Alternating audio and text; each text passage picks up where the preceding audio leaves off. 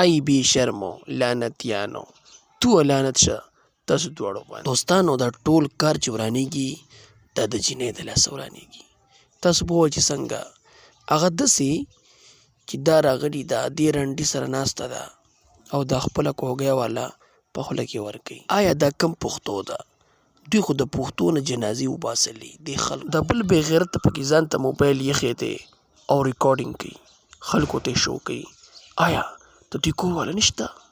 د دوی پلار مور نشته؟ او چې زه بیا کنځلې کومه د خلک وایي لاټین ماما ډېر کنځلې کوي. دوستانو دا یوه پوښتنه نه ده، دا ډېرې پوښتنې دي داسې چې دا ځان بدناموي او خپل مور او پلار بدناموي، تمام کلی بدناموي، ټول پاکستان بدناموي. تمام کلی نه، ټول پاکستان.